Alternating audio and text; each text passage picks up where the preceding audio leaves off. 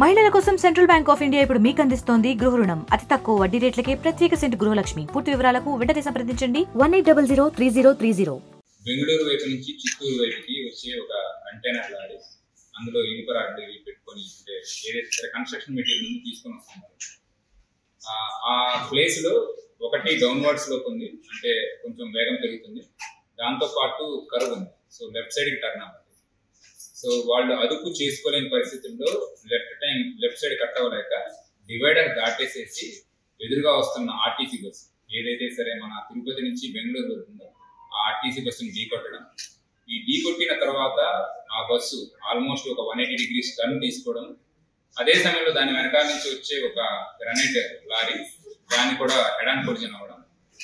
ఆ స్పాట్ లో ఎవరైతే సరే ఈ టువర్డ్స్ చిత్తూరు వెళ్తున్నారో ఆ లారీ డ్రైవరు మరియు ఈ బస్సు డ్రైవర్, బస్సులో ప్రయాణిస్తున్న మొత్తం 30కి పైగా ప్రయాణికులు, వీళ్ళందరికీ ఇంజురీస్ అవ్వడం జరిగింది.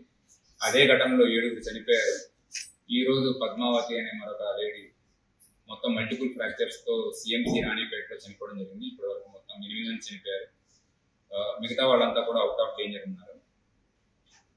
వెంటనే కలెక్టర్ గారు నేను రెస్పాండ్ అయ్యి స్పాట్కి వెళ్ళిపోవడం, వీలైనన్ని అంబులెన్సెస్ స్పాట్కి తీసుకువెళ్ళడం, అలానే లోకల్ ఎస్డిపిఓ ఎస్హెచ్ఓ వీళ్ళంతా కూడా రియాక్ట్ అయ్యి ఏదైతే సరే సంఘటనా స్థలం ఉందో అక్కడికి వెళ్ళిపోయి మాక్సిమం ట్రాఫిక్ క్లియర్ చేసుకోవడం, అలానే యాక్సిడెంట్ జరిగిన స్పాట్ నుంచి ఈ డెబ్రీ ఏదైతే ఉందో అది కూడా క్లియర్ చేయడం జరిగింది. కానీ ఆ ఒక ప్రదేశానికి సంబంధించి లైటింగ్ కానీ కొన్ని ఇంజనీరింగ్ డిఫెక్ట్స్ ఉన్నాయి. వీటిని ఇంతకుముందే మేము డిస్కస్ చేయడం జరిగింది. Road safety awareness monthly meeting లో కూడా వాటి గురించి స్పెసిఫిక్ గా డిస్కస్ చేసుకున్నాము. ఏదైతే ఈ మొగిలి ఘాట్ ఉందో మొత్తం 3 కిలోమీటర్ల స్ట్రెచ్ ఉంది.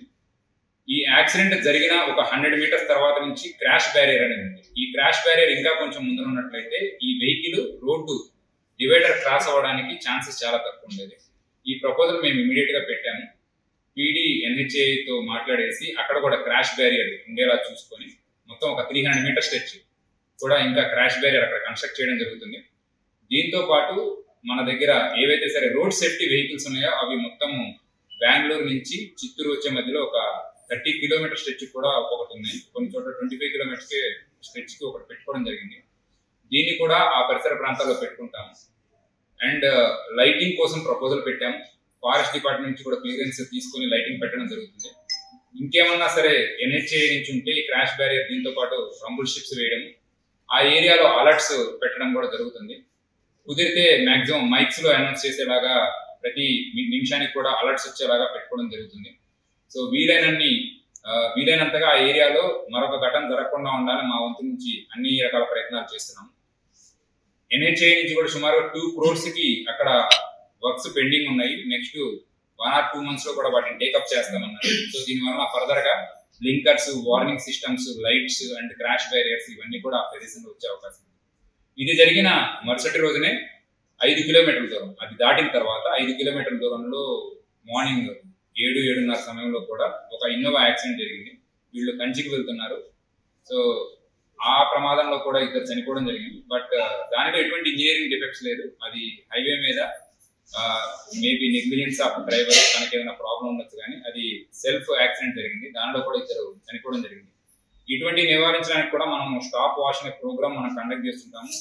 ఆల్ అలాంగ్ ద హైవేస్ మనకు ఉన్న 6 రోడ్ యాక్సిడెంట్స్ తగ్గించడానికి మనం వాడుతున్న వెహికల్స్ ఉన్నాయి. వీటిలో కూడా నైట్ టైం స్టాప్ వాష్, అంటే ఎవరైనా సరే నిద్రమత్తుతో ఉంటారని వాళ్ళకి మనం సిగ్నల్స్ ఇస్తూ దిగి వాళ్ళు ఫేస్ వాష్ చేసుకొని మళ్ళీ ట్రావెల్ చేసేలాగా మనం చర్యలు తీసుకుంటున్నాము. దీంతో పాటు ఎక్కడెక్కడైతే సరే మనకి డ్రంక్ అండ్ డ్రైవ్ జరుగుతుందో దాని మీద కూడా స్పెషల్ ఫోకస్ చేసేసి మనం రెగ్యులర్ గా కూడా ప్రోగ్రామ్స్ కండక్ట్ చేస్తున్నాము. ఉన్న బ్రెత్ అనలైజర్స్ అన్ని కూడా వాడుతున్నాము. వీక్లీ మీరు చూస్తూనే ఉన్నారు, ఎవ్రీ వీక్ కూడా సుమారుగా 15 మంది 20 మందికి 10,000 చొప్పున కూడా ఫైన్స్ వేయడం జరుగుతుంది. అలానే మైనర్ డ్రైవింగ్ మన దగ్గర ఉండే మరొక పెద్ద సమస్య. ఈ మైనర్ డ్రైవింగ్ కూడా ప్రివెంట్ చేయడానికి మేము తిరిగేటప్పుడు కూడా మా డాష్ బోర్డ్ కి సంబంధించిన కెమెరాస్ పెట్టుకుంటున్నాము. దానిలో కూడా రికార్డ్ అవుతుంది.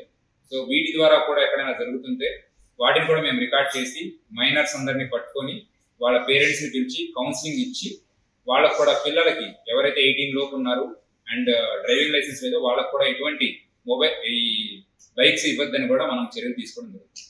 సో సో అన్ని రకాల స్టెప్స్ మనం తీసుకుంటున్నాం.